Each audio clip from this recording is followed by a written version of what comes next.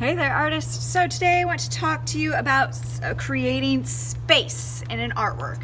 And I'm going to do that by making some fall trees. I have a mixed media paper, so I can watercolor or regular paint, but I'm going to watercolor. You can turn your paper vertical or horizontal. And the first thing I'm going to do, besides write my name and my teacher code, is to make some kind of horizon line. That again is where the sky meets the ground. And then anywhere in here I can put my trees, obviously on the ground, not floating in the sky. And so if you want something to be closer to you or look like it is closer to you, I'm going to make one, the tree look larger, but two, I'm going to put it lower on my paper. So I'm going to start almost at the very bottom. And I'm using a larger Sharpie that I can lend you if you would like. And to make a tree, it's kind of like capital Y's branching off of each other. And I'm going to thicken up the trunk.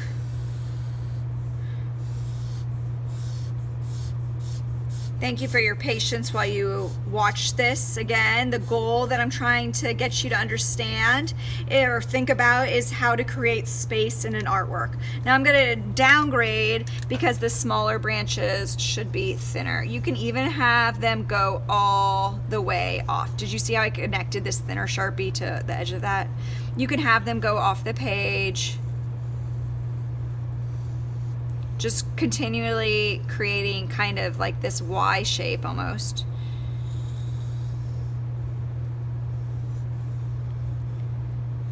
All right, so think about trees. They have the branches are trying to get to the light because the leaves need light for photosynthesis. Have you learned about photosynthesis yet? Well, let me tell you.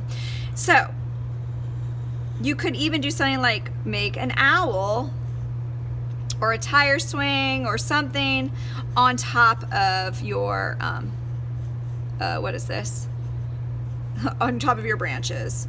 Okay guys, so I'm gonna stop doing that one. But for your next tree, then you should move it up if you want something more in your middle ground.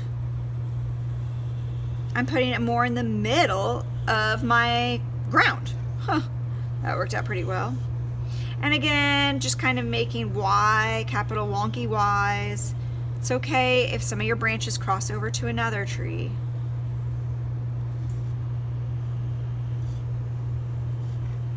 Okay, and then in the background, I'm gonna make one, the smallest tree, but two, I'm going to raise it on my paper. Again, if you want something to look closer to you, drop it down on your paper. Things that are going to be farther away are going to be higher on your ground.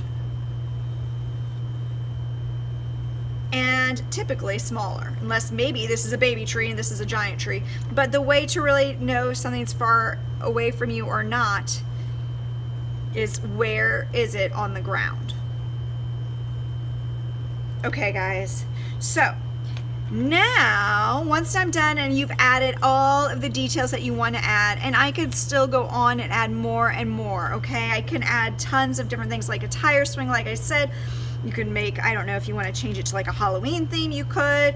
If you're doing this in like the spring, it could be flowers on the ground, I don't know. So I'm going to do another technique, and this technique is called wet on wet. So that means I'm using a wet paintbrush and just kind of wetting the paper right around where I'm going to put the fall leaves. I have liquid watercolors right now, but you can use the one that's in the cake form too. It doesn't matter, it's the same. I'm going to dip this one just in the fall colors, and because it's wet, do you see that the color is fanning out? Make sure to wash your paintbrush, please, in between colors. And I love this wet on wet technique.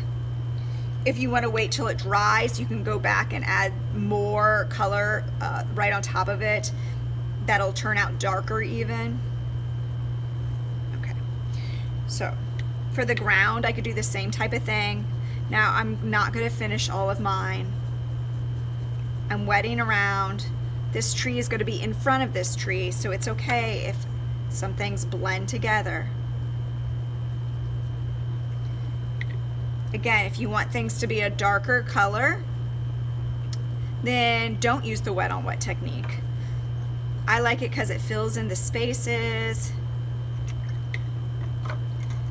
And again, it's fall time right now, so I'm going with just fall-ish colors, or what I think of as fall colors. Oops, this one I am not doing wet on wet, just so you can see the effects of the differences, in which case I'm kind of thinking about where the branches should be. Now I made this tree really big. You don't have to, you can do it all different types, but again, the key to this, the reason why I really wanted to show you this lesson is because I wanted you to see or remind of how to create space, which I think often we do, and we don't even think about like how we're doing it or why we're doing it. We just do it. So even where there's no branches ending, I'm still putting a little bit and leaving a little bit of white space.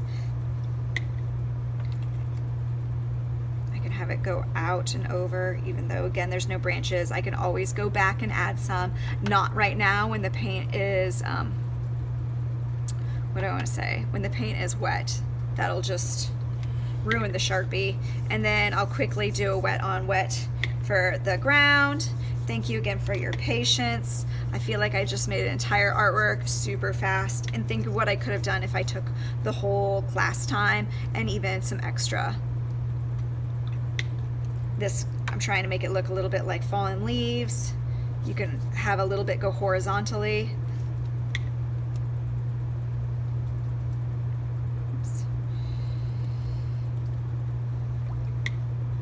Again, trying to remember to wash your paintbrush so that things don't get dirty.